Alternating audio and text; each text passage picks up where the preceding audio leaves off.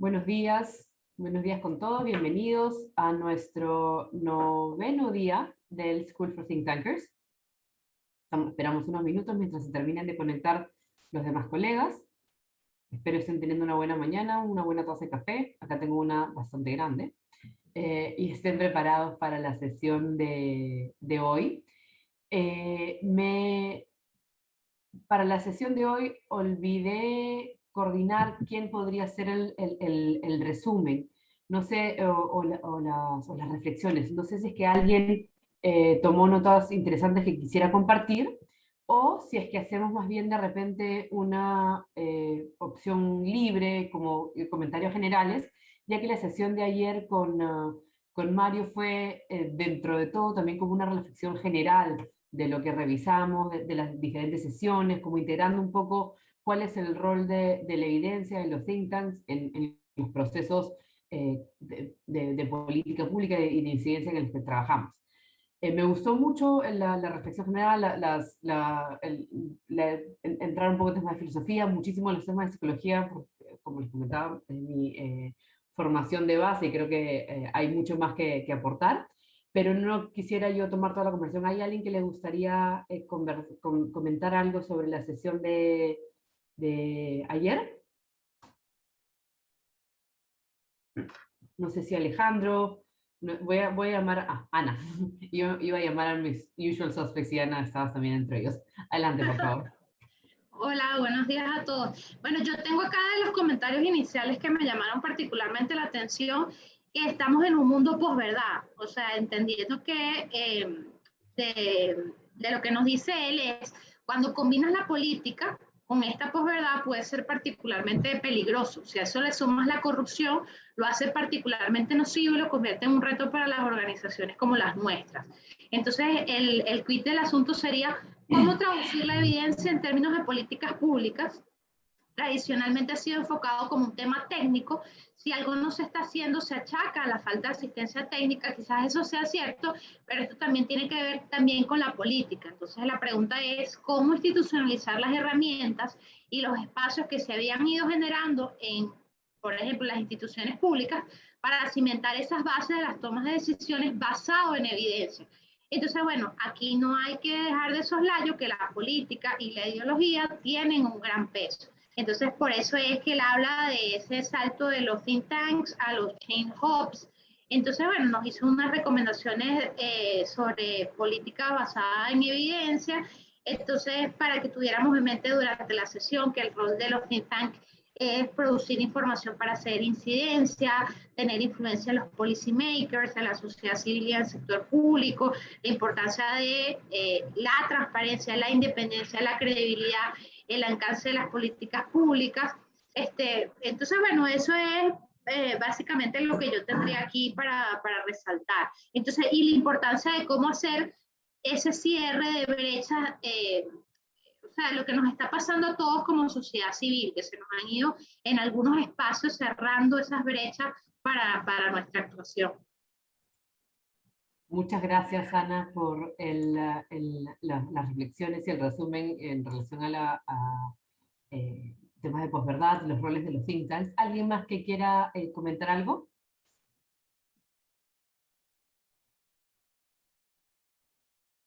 No, a mí algo que me llamó la atención, que me gustó también, y le pedía a Mario luego trabajar un artículo al respecto, es los roles de los think tanks, que comentaba casi al final que los think tanks estaban como arguably more important than ever, y comentaba 4 funciones que me parecieron interesantes, que era utilizar su legitimidad y reputación, to convene actors around issues, para ser entes para discutir espacios, trabajar juntos, y eso me gustó mucho en su presentación. En el trabajo que realiza, trabaja con múltiples actores. Entonces, somos, como veíamos al principio, los cines trabajamos en interacción con muchos sectores, y creo que eso es algo que también tenemos que seguir fortaleciendo, el trabajo coordinado con otros. Otra función importante es el generar coaliciones para generar cambios, y tener un systems approach al cambio. Y a eso, sobre la sesión de ayer, le solicité a Mario, igual también a Melina, si es que le interesaba hacer un artículo para un think tank, como sabes, somos una plataforma que publicamos artículos, si les interesaba hacer un artículo sobre la sesión de ayer, me comentó que sí estaría interesado y me pidió que si es que alguno de ustedes estaría interesado en hacer la colaboración del artículo junto con él para publicarlo, que por favor nos avisen, los ponemos en contacto, no tiene que ser solo una persona, pueden ser uno o dos, pero la idea sería generar un artículo de la sesión de ayer para publicarlo en On Think Tanks, además del recap del resumen que estamos haciendo. Entonces, si es que hay algún interesado, nos puede escribir después para ponernos en contacto y trabajar en conjunto eso. Y bueno, si es que no hay ninguna otra reflexión principal, quería presentarles hoy día a nuestra facilitadora de hoy. And for that, I'm going to switch to English so Sarah doesn't, to introduce Sarah properly. Sarah, welcome to the School for Thinktankers. We always do the summaries in Spanish, so, and I hope that you were able to pick up with Daniela.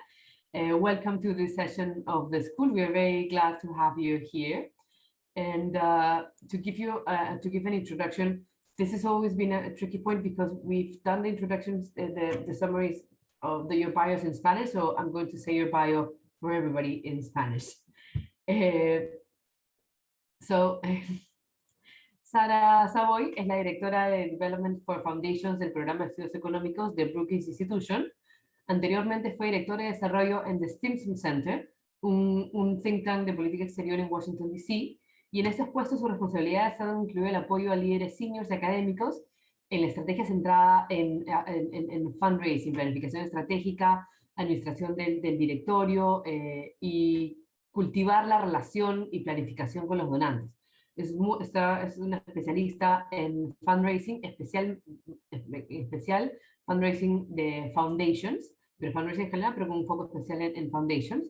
Y en Stimson lideró esfuerzos para estandarizar la forma en que la organización evalúa su impacto, un tema que a muchos nos interesa. Antes de trabajar en el Stimson Center, fue jefa de desarrollo comercial en Elevate, una empresa de consultoría estratégica y de recaudación de fondos sin fines de lucro en DC. Sara se graduó de la Universidad de Maryland, con una licenciatura de Gobierno y Política y una especialización en Historia y Maestría de la Escuela de Asuntos Públicos de la Universidad de Texas. Y vive en Washington, D.C. ahora con su esposo y con sus dos hijas. Estábamos comentando los challenges de parenting in a pandemic world. And I'm very sorry for the Spanglish, Sara. In this school, we've had a lot of back and forth in Spanish and a lot of Spanglish. I'm very glad to have you here. And Thank you. With that, I'm really looking forward for this session, and over to you. Okay. Thank you. Good morning, everyone. I'm going to share my, just give me 1 second. There we go. So this is how we're going to do the presentation this morning. Thank you for having me. I'm really excited to be with all of you today. And I really would love for this to be an engaging and interactive session. So if you have a question, feel free to jump in. I will also leave time at different periods for questions as well. So the session today is on strategic fundraising. I know it's a topic that folks are always really interested in, and we're going to really focus on building your case for support and thinking about how you can use that to better resource your mission. So this is what we're going to talk about. What is fundraising at the basic level? That's a good place to start. How to clearly define your mission and your vision of your organization. We're going to do a little case statement exercise. My goal is for everybody to leave this session with the draft of a really solid case statement that fully reflects kind of all of the different elements that make for really strategic, successful fundraising. And then we're going to talk about donor identification and alignment and why that's important. So first, at a very basic level, I know we have sort of a diversity of experiences and positions and folks, so this is a good place to start. Really, any organization's fundraising, any steps in an organization's fundraising fit somewhere into this. This is the most basic example of the fundraising cycle. Some you'll see have 27 steps with lots of different sub-steps, but this is the basics. We start up here with identify. You have to identify your donors, and we're going to talk about that today.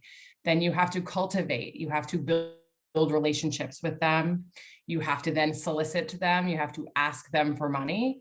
Then you have to make sure they stay engaged with your work. They have to, you have to invite them to read your papers or come to your events or see your work in action. And then you have to take that step to further that relationship in the renewal process. So this is kind of the very basics, sort of how we have to start. And of course, the goal is that we get, we identify lots of donors that we can bring into this cycle and that they sort of stay within it. I'm also happy to talk about kind of when donors fall out of the cycle and how you bring them back, but this is the core. We're going to really focus on really two elements of this, the identification part and that solicitation part. And we'll mention cultivation at the end. So it's important for me, I like to start these talks with the admission that there is no secret to fundraising. There is no magical power that fundraisers have. You really, the secret, if there is one, is that it is about connecting with donors that care about what you care about. You have to be able to explain why what you do is important, and you have to convince donors so that they believe that you are the people or the organization that need to be doing this work. And so that's the secret. And to do that, the best thing you can do to become a successful fundraiser is to get really good at communicating your impact, to really be able to explain what you're doing to make change in the world, why that change is really important, why you are the best people to do it. And you need to be able to do that really succinctly.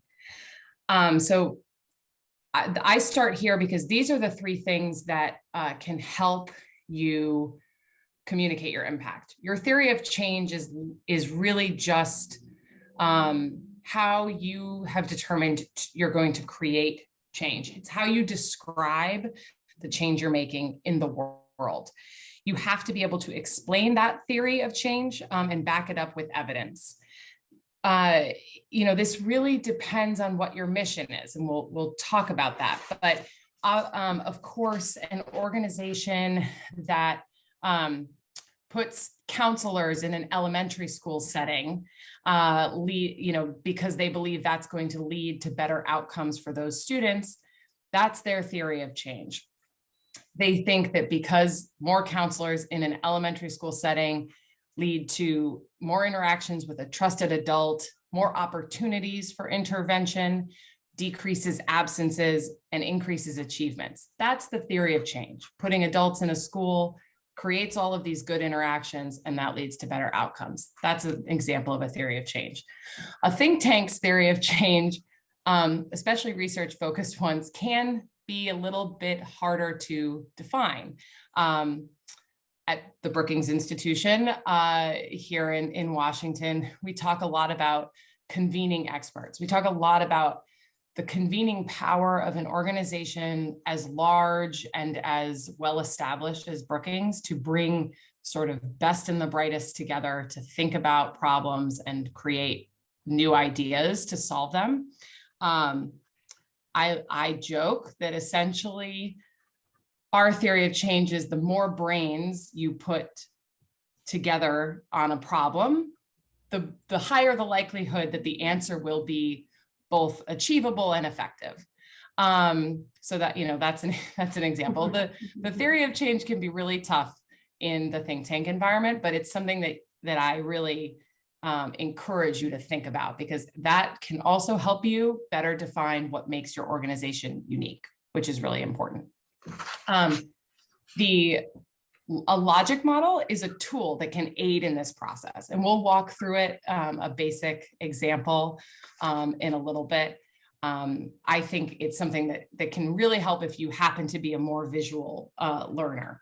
That can be a helpful tool. And then a case statement is again, the overview of your program's mission. There was a question in the survey that was sent out about sort of redefining mission in the wake of COVID. And this case statement process will be really helpful to that individual who asked that question. And we're going to go through that. It's really the case statement can be your foundational, the foundation of your fundraising strategy. It will help you clarify your mission and then identify donors that will care about that mission. So just quickly to go to walk through a logic model. This is a tool that helps map how you're solving the problem and helps communicate that with donors. There are, especially foundations, there are foundations that require, that will actually create their own logic model template and say you have to put your program into this format and explain it in this way. It's not super common, but it certainly does happen. So it's good to have some familiarity with a logic model. I like to start, we work right to left. So and of course my right is backwards. If you start to the far right of this screen with this green globe, that's your impact. That is the sort of very long-term vision for the change that you want to have. It's not something that you are going to achieve within a given grant period, maybe not even 10 years. It's sort of the thing that probably drives you in your work, the goal that you hope to see in the long term, solving climate change, for instance. Then you come next into the left, your outcomes. Those are the things that you could achieve in a grant period, like sort of what are the steps that you want to take to get to that long-term change. So we're not likely to solve climate change as a single organization in the next 5 to 10 years. But what could we reasonably say, given our approach, that we are contributing to solving climate change? Those are your outcomes. Your outputs are things that you actually create. They are, or the things that you do, papers in the think tank world, research briefs and such. Activities are activities. They're what you're doing. They're meeting, convening, advisory group type of activities, perhaps. And those really go directly to the approach that you're taking to the problem.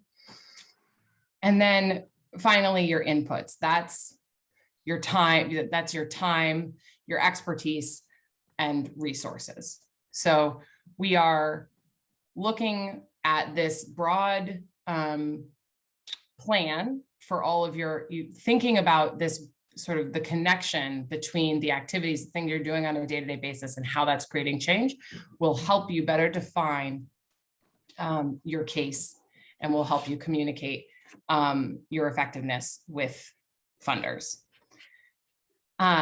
So, again, I think this is a really helpful thing, especially for those who are more visual learners who like to kind of put things together in a puzzle. That's kind of what this is. Others find it easier to answer the set of questions that we'll tackle in our exercises. But this is a really helpful tool, and it's good to know that some foundations will actually ask you to do this kind of thing. Okay, so these are the questions that well, actually, let me see if anybody has any questions. Should I pause briefly for questions? I feel like I've been talking a lot. So many questions. Oh, the difference between outputs and outcomes. Somebody asked that. Great. Excellent excellent question. This is a huge, this is something that often is confusing. So an output is sort of a tangible thing that you're creating. An outcome is a change that's happened. So a good basic example would be, oftentimes it's much easier to give these examples in the non-think tank context. So if I go back to the counselors in schools example, the outputs there, so the activity is we're putting counselors in a school. The output would be the meetings between the counselors and the students. So counselors meet with students 5 times a month for however many years. That's the output. The outcome would be improved test scores for those students, or decreased absences, or whatever it is that you're trying to track. So that's really the output is kind of what you're creating. So that's an opportunity for those meetings between those students. And then the outcome would be the increased test scores. In a think tank environment, at Brookings, we would talk about outputs as like the papers. So recently, a group in my division was leading on a surprise medical billing issue. So in the United States, everyone knows we have really crappy health insurance system. And basically, there's an issue where people were basically coming home from the hospital, not realizing that they were going to have a $100,000 hospital bill, surprise medical billing. This was a big issue, et cetera, et cetera. A group of our researchers worked on basically a solution to this. They gathered people together. The output in this case would have been the papers. They did several briefs of papers that engaged lots of different experts, and they published them, and they got a lot of exposure. They got quoted in newspapers, et cetera, et cetera.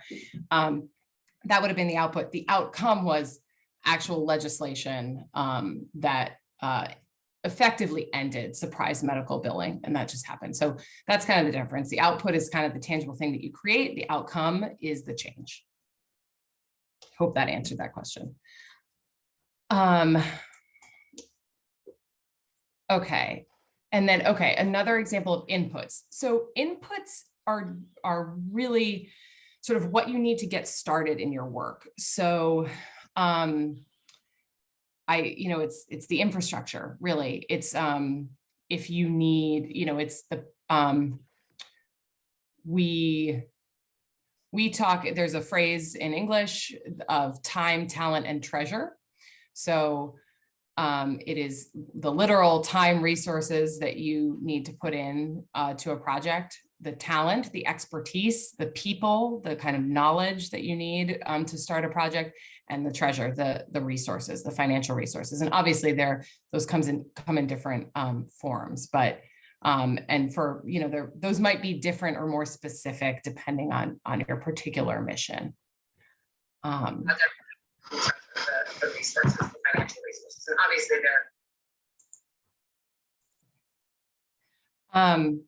was there another question?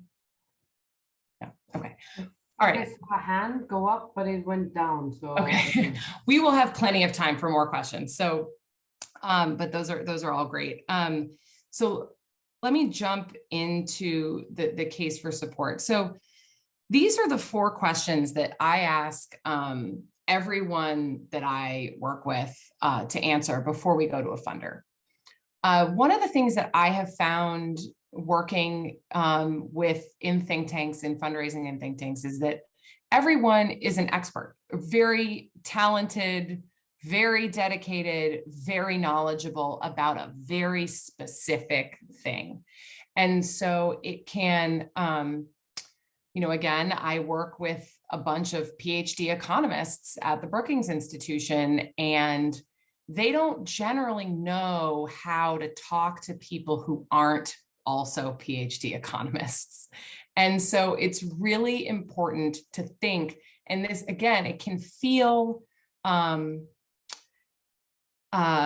It can feel sort of rudimentary or basic, but you really do have to kind of get very down to the basics. What is the problem you are trying to solve, and why is it important?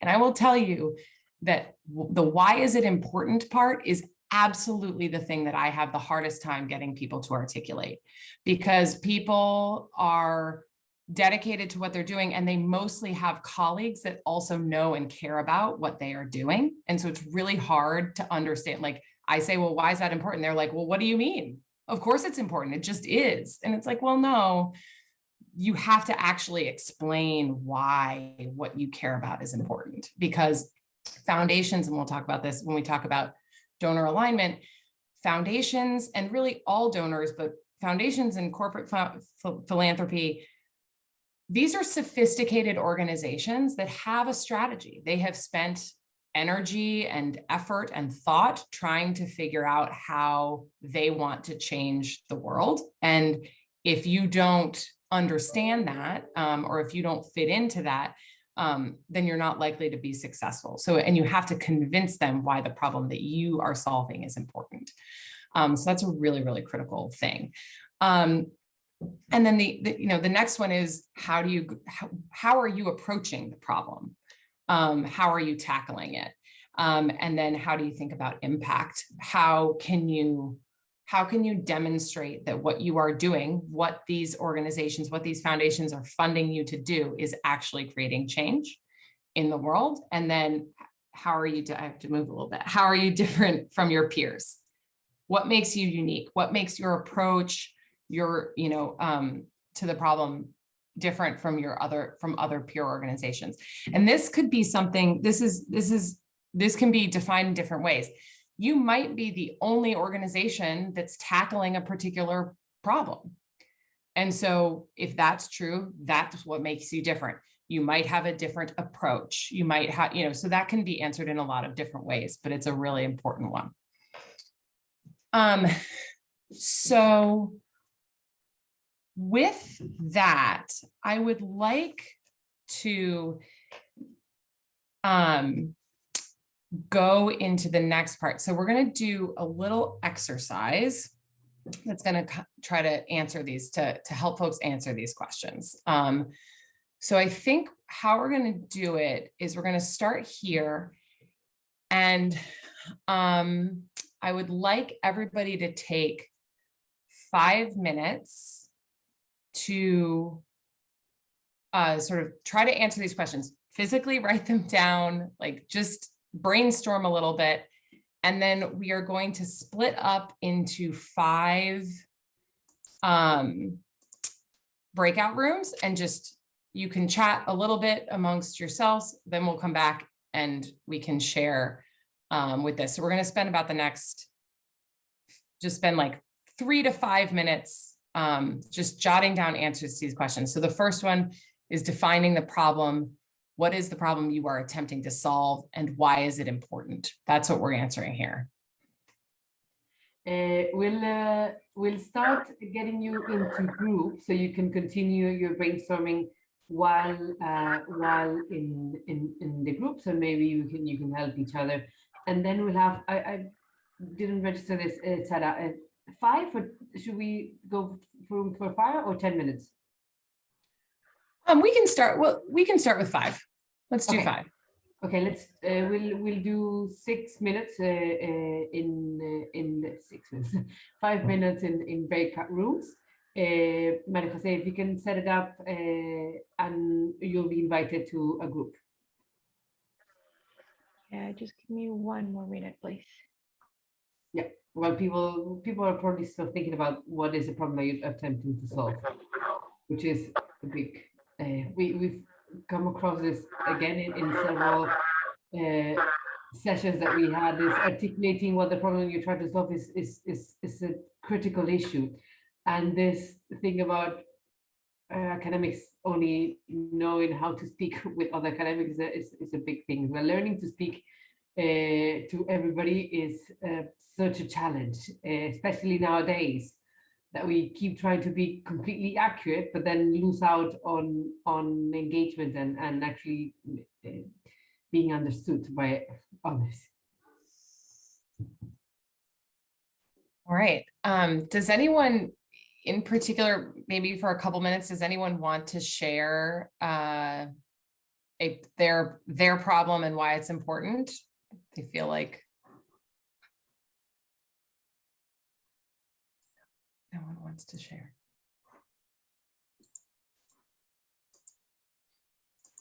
I heard, There's a hand.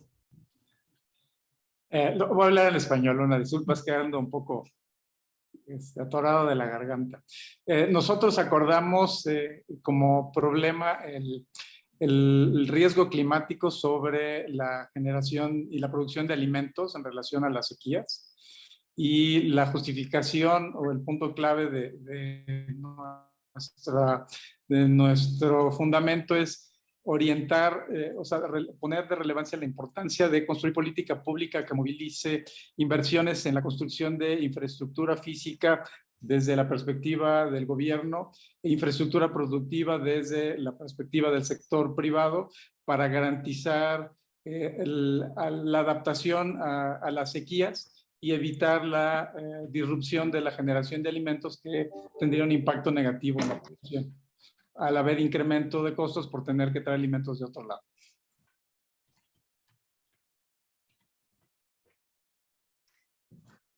I'm no help, but I feel badly that that would have to be repeated in English for me. Daniel. Oh, sorry, we missed the translation. That's okay. Interpretation button. I thought Daniela was translating, and I don't know if you can click on the. I did. It is Oh, clicked. sorry. Let me try it in English. I will do it slowly. I'm sorry. We discussed regarding the impacts of climate risk over the food production. So we established the importance of develop a public policy that mobilize public resources to build physical infrastructure and to mobilize resources from the private sector to productive infrastructure for develop adaptive measures to avoid the disruption of these food production value chains that mainly affects to the final population, because the importation of food from other products will increase the final cost to purchase. And when you're dealing with something like food, it is very easy to explain why it's important. But things like those are the kinds of things often that really are well served by storytelling. Like, this happened because this specific disruption in a supply chain caused this usually terrible thing to have happened, and sort of those storytelling aspects can be helpful, especially something so intimate to all people is easy to, or can be easier to describe. I see one hand up. Do we want to try one more sharing and then we'll go to the next one? Yes. Well, we talk in the group. We talk about two cases, two problems. One is similar to the one Alejandro talked about us. It's about climate change, and we defined. Well, I was talking with have defined the issue as vulnerability made worse because of climate change and extreme weather.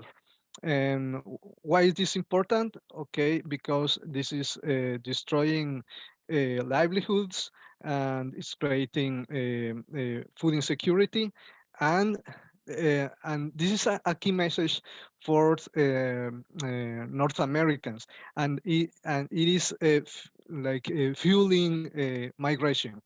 Okay, and this is a key message for the United States, okay, for donors in the United States. The other case we talk about is about the let's say the problem is the growing influence of China and Russia in media, in information ecosystems, and in the mindsets of in public opinion and businessmen and politics. And why is this a problem? Because through their propaganda, China and Russia, and they are like validating their model, and through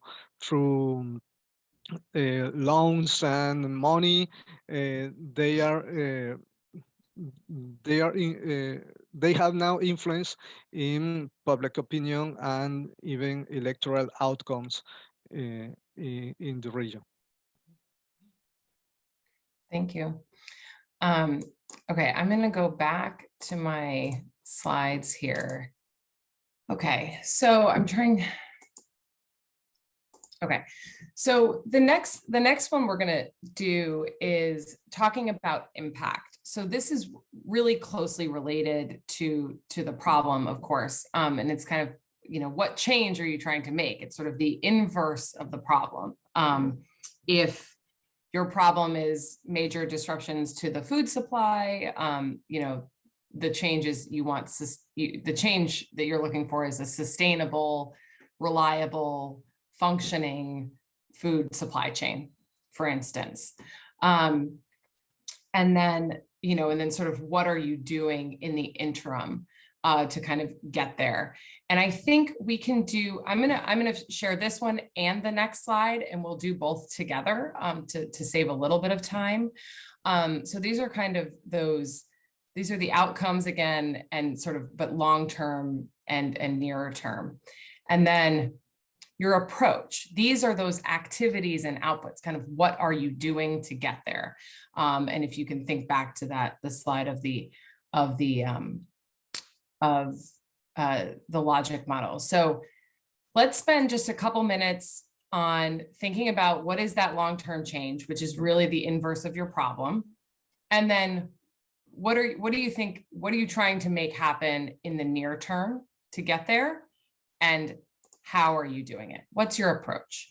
Are you, again, in the think tank world, this is often, we're bringing experts together to talk about what are the policy recommendations that we want to make, or we are, engaging with stakeholders on different levels to help implement a change. So this can be different things. So if everybody can take, let's do that. Let's do one more round of these two questions and just spend, maybe 5 minutes in the breakout rooms and then come back and discuss. And so we have enough time for the rest. Is that okay, Andrea? We're going to do another round of breakouts and then come back and have more time for discussion. Great. So we'll share this question on the chat right now, so everybody can have it while they go into breakout rooms. And do we want again around 8 minutes in breakout rooms so people can reflect and then discuss? Great. 1 second, so we can share we'll go room to room and send and copy the questions in each of your chats. Bienvenidos, varios se van a estar reconectando ahorita. ¿Les parece si tomamos 5 minutitos para refrescar un café, estirar un poquito las piernas? El back and forth entre sesiones requiere un poco más de cafeína, creo. Así que son las 9:01 en mi uso horario, creo que en el de todos. Regresamos a las 9. Espera que todos se unan. Ahí estamos. Les comentaba que hagamos una pequeña pausa para retomar café, estirar las piernas. Son las 9:01 en mi horario. Regresemos a las 9:06 y empezamos a compartir lo que se habló en los grupos. Sarah, we have 5 minutes for coffee for everybody, and at 10:06 your time, we'll reconvene. Yeah. So does anybody want to share something that they talked about, kind of the either sort of the near-term results that you're thinking about creating, or kind of how you're doing that work? If there's anybody that has something that they'd like to share.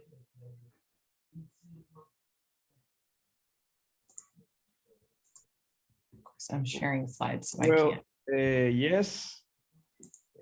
Or do you hear me? Yes. Yes. Okay. Our group discussed the food production and climate change, and we defined some activities. For example, a paper on food production diagnostic to verify the causes and impact of climate change, a paper on adaptation and mitigation measures to climate change, a working group with experts, and an effective communication of findings. In the short term, our output is to generate knowledge about agriculture and climate change. And in the long term, the output is to achieve changes in public policy. Is that okay? Thank you. Thank you. Yes. You know, you guys are better at this than a lot of the folks I work with. Okay. No, that's good. And there's a clear line there. And obviously, you know, what the public policy solution is, you know, kind of how you get there. There's an advocacy component, I imagine, but no, that's great. Does anybody else want to share? And then Walter, I see a hand. Hi, this is Walter from Guatemala, and we were discussing in our group one problem that we are right now focusing on for our research agenda, and it's migration. So it would be our problem is a regular migration from Guatemalan youth to the United States of America. Why is it relevant? Well, for foreign policy in the US, this is a very relevant subject, and there is a lot of funding right now coming to the North of Central America for this.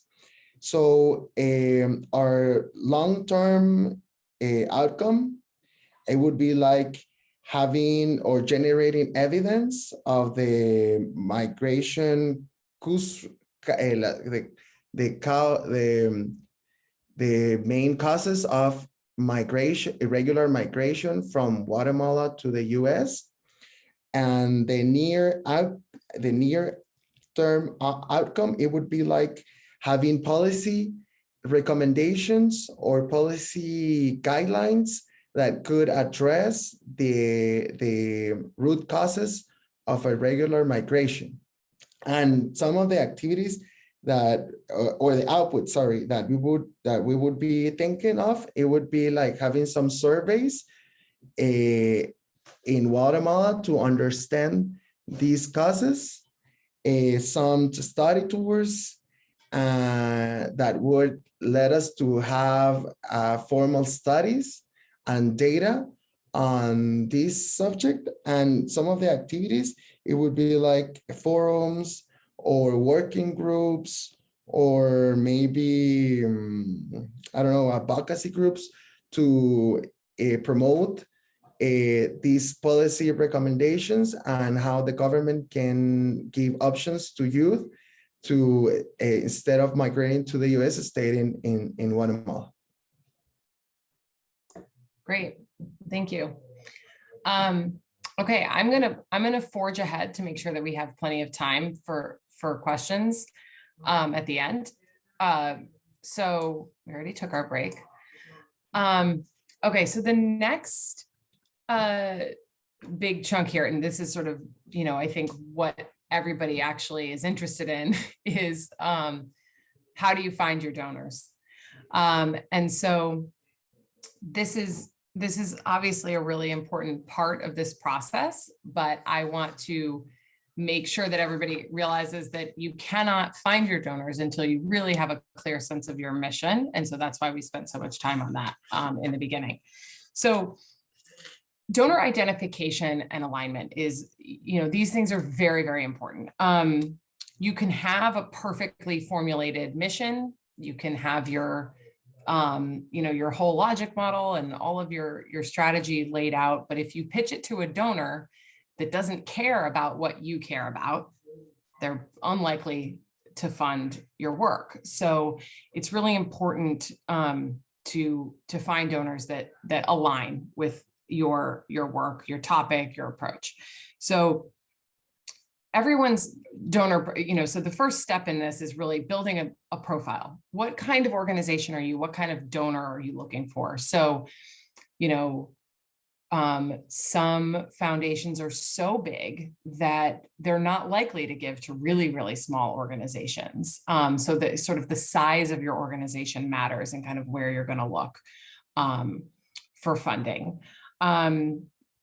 Your issue area, of course, is something that you're going to think about, kind of what foundations fund in your area. Your approach, if you are doing research, if you're doing direct service, if you're doing advocacy, those are all different things that different funders might care about to different degrees. And then again, how much money you actually need to raise. So building a donor profile is an important first step. And then the next thing you need to do is find who is funding in your space. This is analyzing the landscape, looking at peers or looking at organizations that are funding similar work in other countries or similar work in your own country. And then you need, another way to do this is to look at your peers and see who funds them.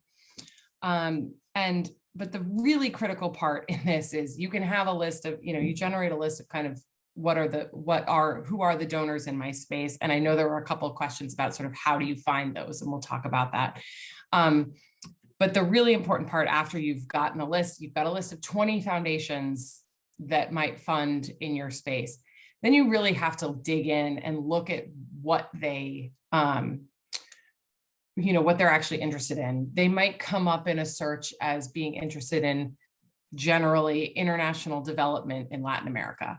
And so that might cover broadly sort of everyone here, even though you're all doing very different things. So digging into that donor's history and kind of looking at what they say they fund and how they think about the work, and looking for alignment, looking for a sense of understanding.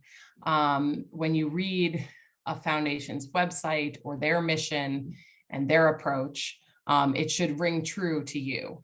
Or you should say, this is not exactly what we do, but we can frame our work in a way that fits into their strategy. So that's a kind of assessing alignment. And then you have to build a plan and a process.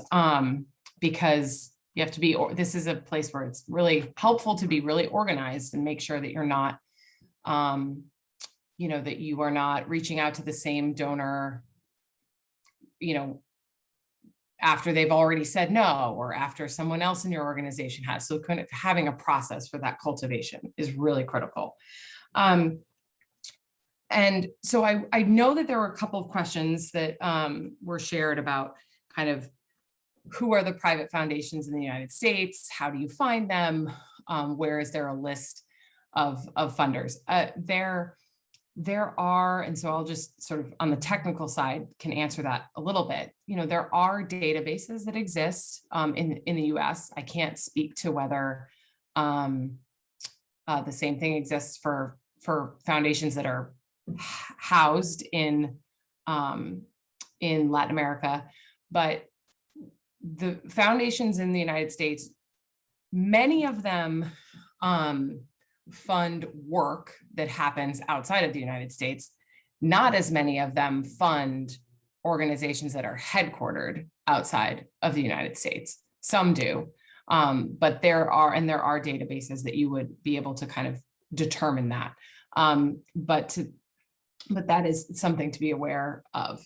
And there is something called the Foundation Directory, which is a directory of all private foundations and actually a lot of government programs that are grant making in the United States, but it is a subscription. You know, those are most of those things are subscription services. There are some free resources like this, and I can follow up with a couple of those with you, Andrea, after this, along with my slides and some worksheets and notes that I will share with everyone and provide that to you. But you know, the sort of core thing to know is, you know, the easiest way to approach this is to find other organizations doing work similar to yours and determining who funds them. In the United States, it is a legal requirement that people report who their donors are. So it's very easy for us. We use tax documents to determine who funds our peers, and it's very easy to see. I don't know, you know, the extent to which that kind of rule, those kinds of rules exist. But that's something that's pretty, you know, pretty straightforward here. I would also say that someone that I was speaking with, you know, there's probably some level of government funding, whether it is, you know, from the United States or from other organizations that's coming in. And those are things that those partnerships can be used to, you know, can leverage. And oftentimes those people might have contacts or information about other private funding that's happening in the space. So those are conversations. This is really about, it's another form of networking. It's another form of trying to understand who is operating in your environment. Oftentimes I think about having a diverse profile or a diverse portfolio of donors, meaning that we have some government money, some private foundations, some individuals, and some, to a lesser extent, corporate money. You know, the extent to which that's possible for new organizations, smaller organizations, you know, is hard to say. Again, this is very dependent on your own particular circumstance. And that's why, you know, the best thing that you can do to kind of launch a fundraising program and build out a fundraising program is have a really strong mission and a very clear case for support. Because if you can come to a donor and say, this is what we're doing, this is how successful we've been, these are our goals, this is how we're going to achieve them, that goes a long way to sort of getting to that, getting to the point where you're able to make an ask. So then I mentioned here at the end of this slide, plan for cultivation. So cultivation is the actual talking to the donor. So once you've identified the donors that are interested in your work and aligned with the way you approach your work, you want to reach out to them, and you want to do so in a way that is strategic. You want to make sure that you are really emphasizing what it is about your work that they should care about. So the extent to which you can use their own language in your outreach to them, in your emails and in your conversations with them, saying back to them their own mission in framing within your organization's goals and work is really important. And then, you know, engaging them, inviting them to participate in things, sharing newsletters or press releases, or, you know, having your executive directors have conversations with them. Those are things that are all really important. You want to make people understand and really feel invested in your work, and before you're asking them for money, and that will lead to a higher likelihood of success. And then again, continuing that outreach and sort of following up. If somebody doesn't respond to your email the first time, don't take that as a no. Continue to sort of share information, reiterate why you think that they would be a good partner to you, and really talk, really continue to emphasize those shared goals. So that's those are sort of the broad themes and highlights. I think, you know, again, like I said in the beginning, there's really no silver bullet to fundraising. It's really about having a clear mission, and a passionate, you know, a passionate leader really helps. And, you know, I think all of you sound like, you know, people and organizations that are doing incredible work, and there's no reason that you can't be successful in your fundraising missions. But taking the time to really articulate those things and get them down on paper, and also infuse them in the rest of your organization. Everyone in the organization should have a stake in the fundraising mission, and should have an understanding of the goals, and should have a very a solid understanding of what the organization's key mission is and vision. Because that will, you know, you want everyone to be a participant in this process. So Andrea, at this point, I was thinking maybe I could go through some of the questions that were prepared, that you sent to me in advance, and then maybe people can ask other questions. Because I at this point, I feel like I can just sort of do a Q&A. Is that okay? Yeah, that's fine. Okay. Do you want me to translate the questions again? And this is for participants, the questions that we sent out in the Google form that we'll be starting to work on. But if you have any other questions, please just raise your hands. I know that there's a lot of questions on this topic. So I'm going to start with the 1 second. I lost the question. I had it here. If anyone has a question at the moment, please do so. My computer's a bit slow and it will take me. Well, I remember I did get one down. There was someone asked about improving fundraising when you don't get feedback. And this is a really great question, because it's frustrating. I often experience this. It's very common for foundations in particular to not share a whole lot of feedback. And really the best thing that you can do in this case is just ask. And, you know, they're not necessarily going to provide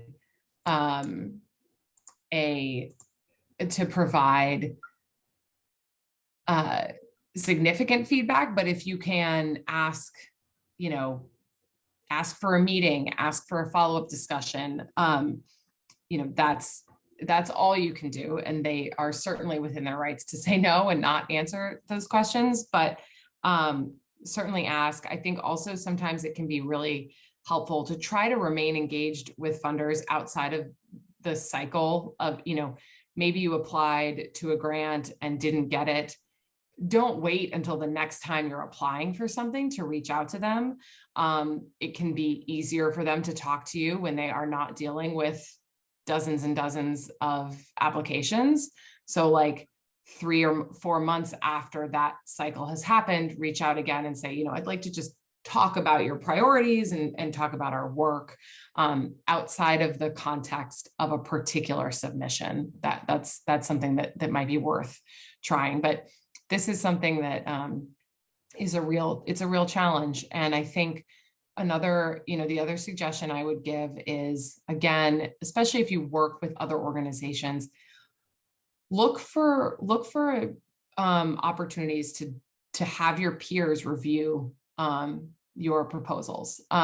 Look for opportunities to get feedback from others that are working in your space. You know, sometimes organizations might be competitive with one another, but if you can find, you know, somebody that is sort of in your space or adjacent to your space who might provide some trusted feedback, that's another way to kind of get a second set of eyes outside of the sort of specific world of your organization.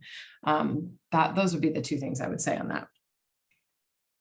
Thanks, Sarah. I found a question, so I can now start saying that. The first question was, this is an order of appearance, that they would like to know more about private foundations in the USA and their principales líneas de interés, like their main interests. Yeah, so I tried to touch on this a little bit during the donor. I mean, there are thousands of foundations in the United States, and so there's really no way I could say that there's any particular, there's a foundation for literally everything. And so that's why and I think actually somebody shared the Foundation Center website in the chat. And I think that you can, depending on the version that you have, I'm pretty sure you can even actually filter for those that give outside the United States. So that would be helpful for many of you. But yeah, there's no way for me to say kind of what their main interests are. I will say that from a methodology perspective, foundations are increasingly interested in metrics and kind of being able to measure what they are funding, being able to say to their boards and their donors and their, how they are being successful, how they are making change. And so, Walter, your comments about, the sort of how you could measure things and sort of the process by which you are taking in a survey of kind of, what are we doing in this space? How are we going to do recommendations? Sort of thinking along that track of like how you would actually go back and measure whether or not you're being successful. Is success defined by fewer unaccompanied minor children entering, or trying to cross the border into the United States? Is the success defined by something else? So sort of thinking about how you can define success in a really specific way can be important to this process as well, because foundations in particular, which is my sort of specific area of expertise, but even individual donors and others like really want to know that what they are contributing to is making a difference. And so the extent to which you can really focus on communicating that impact and demonstrating a measurable difference is important. Thanks, Sarah. Another question is about should strategic fundraising be addressed to core funding, maybe linked to social responsibility issues, or more to project funding? So the question here is like the fundraising for core funding, project funding, and that was my question again when you were mentioning what is it that you're trying to do. So think tanks should have different answers for the different projects that they do. Yeah. So this is again, this is a common challenge. The short answer is everybody would love to just get core unrestricted general funding for their organization. And I have this conversation with my scholars all the time. And it's still tough to get. And generally it comes from foundations or individuals that you have long relationships with. Maybe somebody gives you a project grant for a couple of years, and then they really, you develop a relationship, they come to trust you, and then that money kind of moves into a more general pot. That's something that can happen. But I think, project funding is always going to be easier to get than core funding. At least that's my experience with American foundations. But I think basically going through this process, sort of those questions can be answered for a specific project or for a whole organization. So you can go through like, oh, I have a project on this specific thing. You can still go through, and I would encourage you to go through that same sort of set of questions for a specific project, because that's going to be your concept note that you can send to a funder for project funding. So the kind of system and that set of questions that I like to use is applicable for both.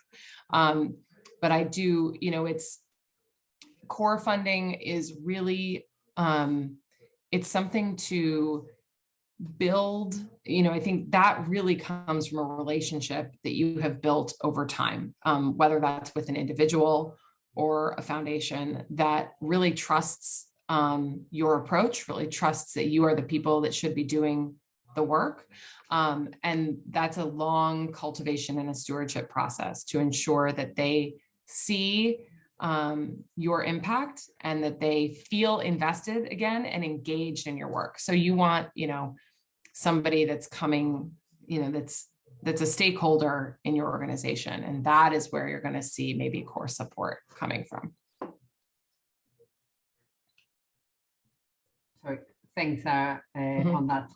There's another question on the admin and management side of this. So what is the recommended team size? Who should be doing this function? Is it a person? Do you need a team to do this? And which would be the principles, the strategies that you recommend for gestión de fondos, they'll say fund management, fund management. Maybe if the people who ask these questions want to add anything to the way that I'm phrasing them, please just raise their hands, because I'm translating it and I'm not so good as Daniela on this. So if they want to follow up, please do so. I will start by saying that probably every fundraiser in any organization anywhere is going to say that they don't have enough staff doing fundraising.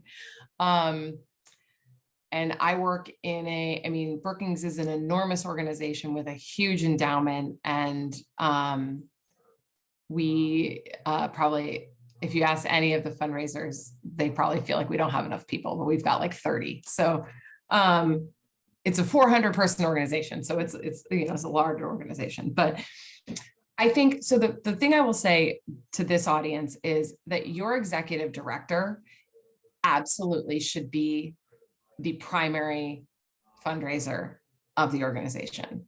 Organizations that are sub $5 million, and really organizations that are sub, like really any organization, the executive director needs to be the primary fundraiser. That person is the figurehead of the organization, is the leader of the organization, and resourcing that organization is ultimately that individual's responsibility.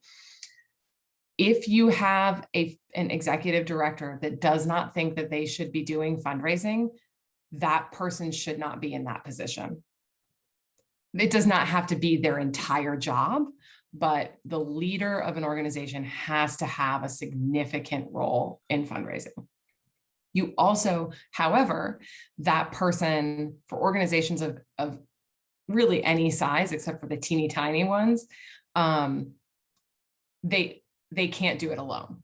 So the very short answer to the question is that there have to be 1.5 people at a bare minimum, and half of the executive director's time should be dedicated to fundraising. And you need another person to manage the process, to do the research, to do the, all of this. That is at an absolute bare minimum. But I think the really critical thing is that the executive director has a huge role to play in fundraising. It's very hard to be a fundraiser in an organization where the executive director isn't engaged in that process. So that's kind of the general way to answer the question. I think when you are building a program, the really important things are actually more on kind of the traits that you're looking, the traits that you're looking for in the people that are going to do this. They should be passionate about your mission and your vision. They should absolutely, understand and be familiar with the work. And you want people that are good writers and, good communicators, because that's how I think of my job primarily, as communications with a very specific audience. And, really being the translator of some pretty wonky dry stuff. Like I was in a meeting about the debt ceiling the other day, and I was like, this is not interesting, even though, you know, it might cause the US economy to crash tonight at midnight, sorry. But the, you know, being a translator of these very dense, dry academic things to donor audiences and making them feel passionate about them is what is the kind of people that you want being your fundraisers. So I realize that it's very hard to answer that question universally, but you probably have a sense maybe from that answer. If people have specific questions on that, I'm happy to do that offline. Looks like there's another question in the chat, if somebody could tell me what that says. Sorry, I really love the quote on the fundraising being communication for a very specific audience. So I'm gonna quote you on that one. Okay. There's another question here on, I think it's a follow-up on the director. So what options do you have when the director does not have the capacity to gestionar fondos? Leonel, do you mean like ellos manejar los fondos o ellos hacer el fundraising?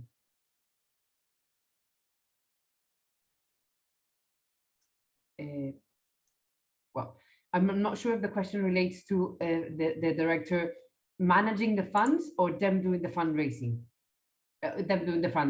Yeah.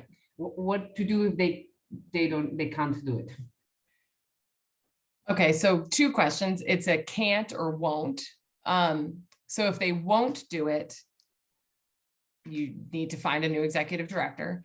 If they can't do it because they have too many other things, there needs to be a conversation among the leadership team about how to reorganize other people's responsibilities to enable the executive director to play a role in fundraising.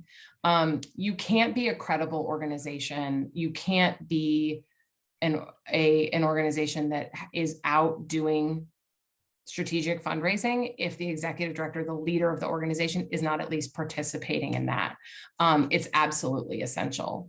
And, you know, again, Brookings is a huge organization with a retired four-star general as our president. He participates in fundraising. It's more than half of his job. And so he has a lot of support in doing that, but it's, you know, that's really the question. If it's they won't do it because they don't want to, then your organization needs a new leader. If they can't do it because they don't have time, there needs to be a conversation among the leadership about how to delegate other responsibilities to free up time for that person to participate in fundraising. Thank you, Sarah. Very clear. Can't or won't. Yeah. And then there's another question on management. So, it's about what strategies you use for this. So the question is about creating a database of donors or funders for initiatives. So maybe we can talk about the tools that you recommend. Sure. So this is another, it's kind of an organizational personality dependent. I am a big fan of charts and using, you know, kind of calendaring things and like making sure that you are hitting each donor and each, you know, prospect regularly. But this is, again, something that, you know, it's important to take some time within your organization to kind of figure out who has these responsibilities, how, you know, sort of how are you doing the division of labor?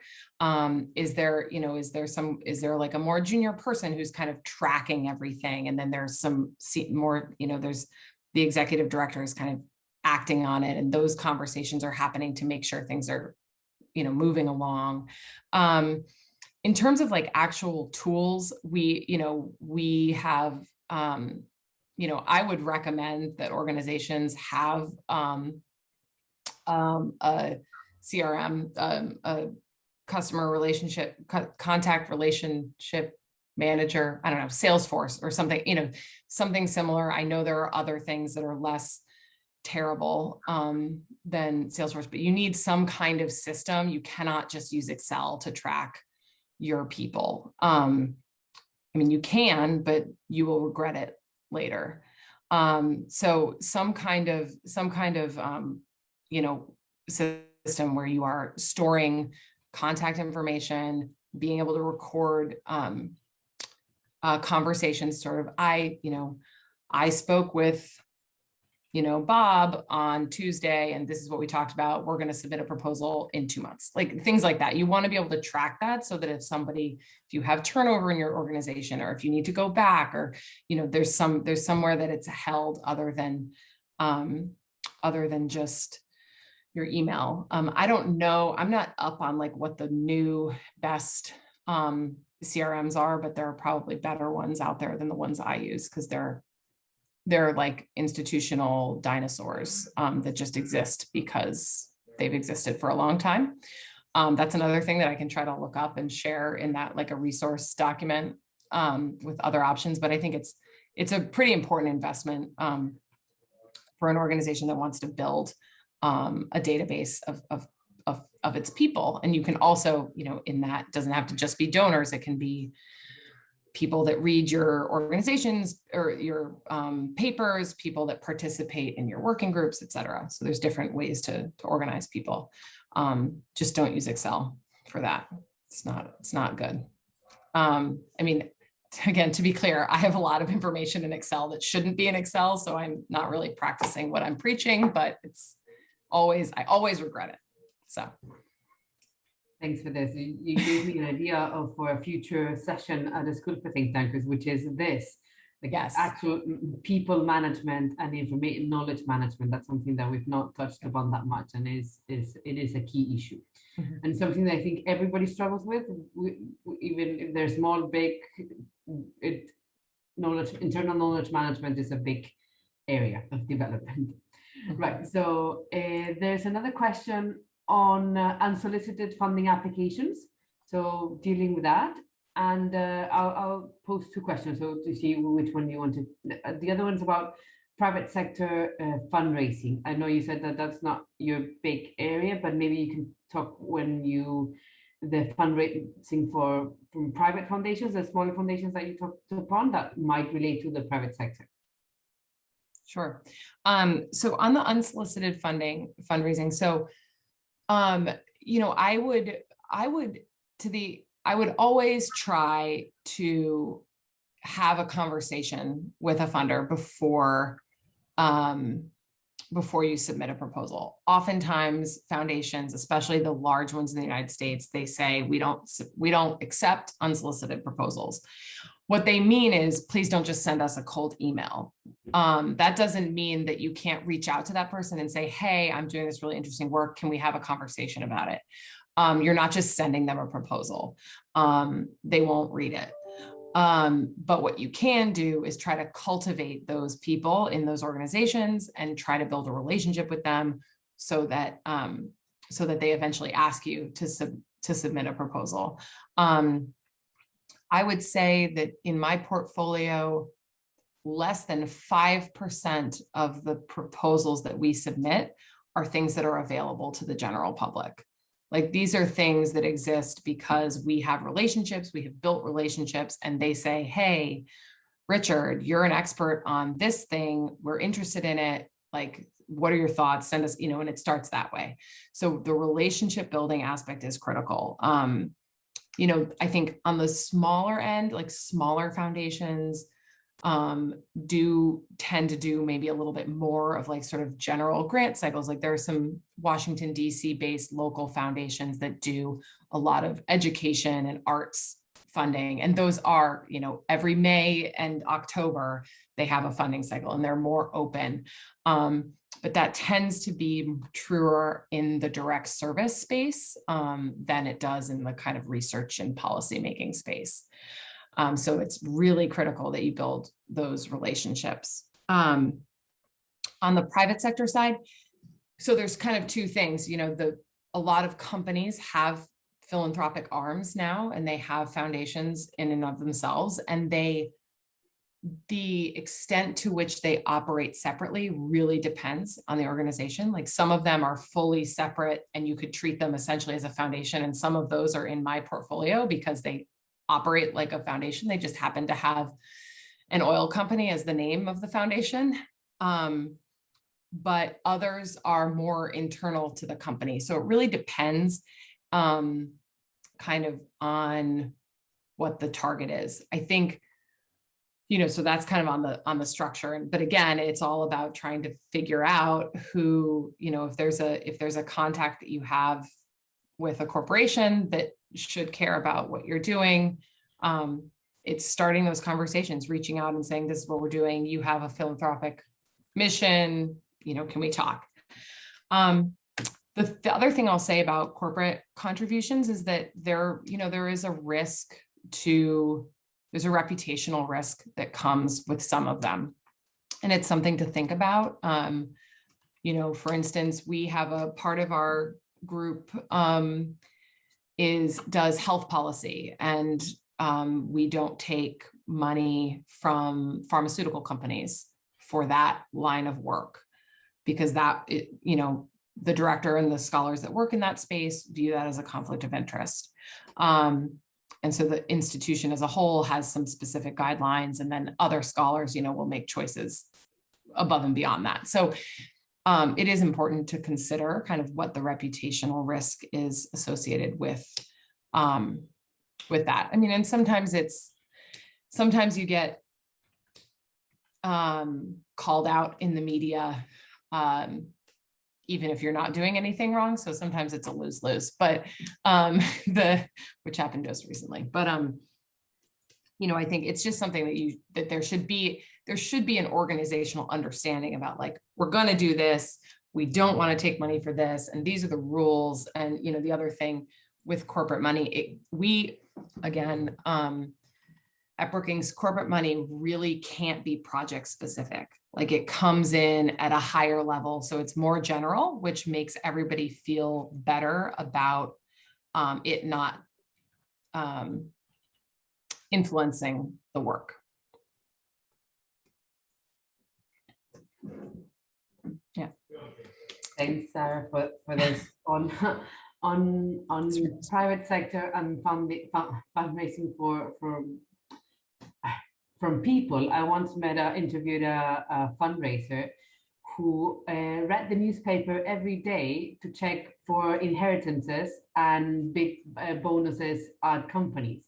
So she worked in Scotland, which is a sector is a bit different, but she read the paper, wrote down the people who had inherited money, or companies who were giving out a bonus. I forgot that, money to employees, and then she followed up with them and did what you were saying, like struck up a conversation at the beginning, and after a year they developed into something. But I found that really interesting, the newspaper way.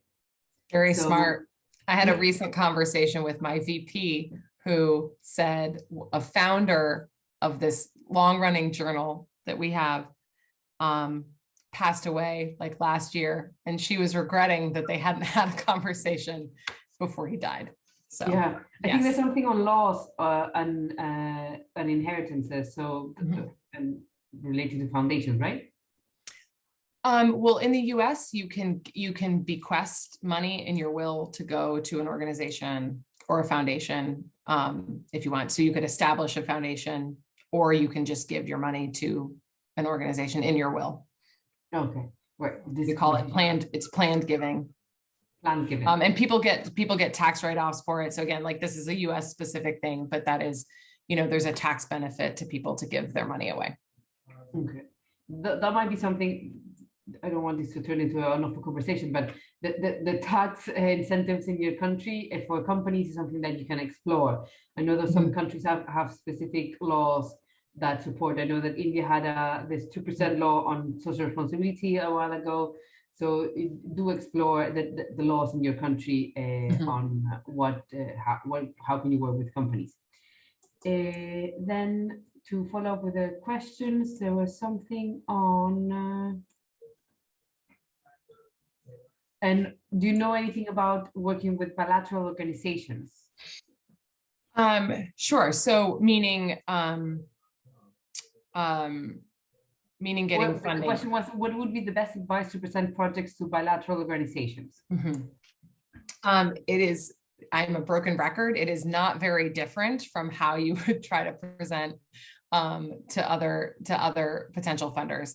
It is about identifying alignment. If there's an organization that is doing work in your space, a lot of bilateral organizations or the bilateral donor countries and the multilateral organizations and organizations like government agencies like USAID do have official RFP processes. Like a lot of them will have official things that come out and say, bid on this, and you might fit into those. And those are things that you should pursue. I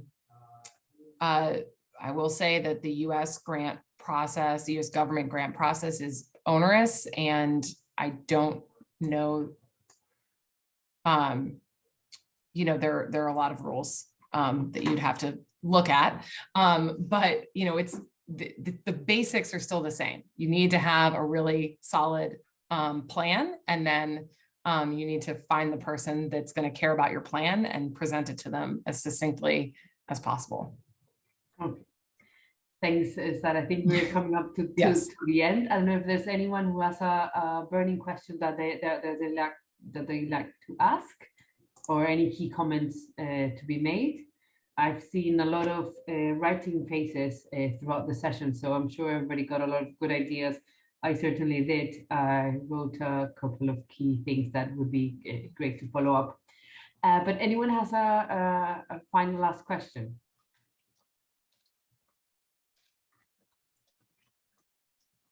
I'm going to switch to gallery view so we can all see each other. If not, I think that would be the end of the day. We've shared some resources. There's a lot that you can follow up on funding. And if that's it, one last thing for tomorrow, we have the last small talk session. Sarah will be there as well. You've already signed up to each of the sessions, but if you want to switch any your options, please do so until today at 5 p.m. By 6 p.m. we'll be finalizing the groups, and we'll be assigning you to each group. Please register your first and your second options, because each group has a limit of people, and we'll on order of registration will be assigning people to groups. And if that's it, thank you very much, Sarah, for today. And if you can all join me in a virtual clap for the session. It's been great to have you here. You were getting very good comments on the chat. I echo the very systematic and interesting presentation. So thank you, Sarah, again, and we look forward to seeing you tomorrow. And thank you, everybody. See you tomorrow. Thank you, Sarah. Thank you so much. Thank you.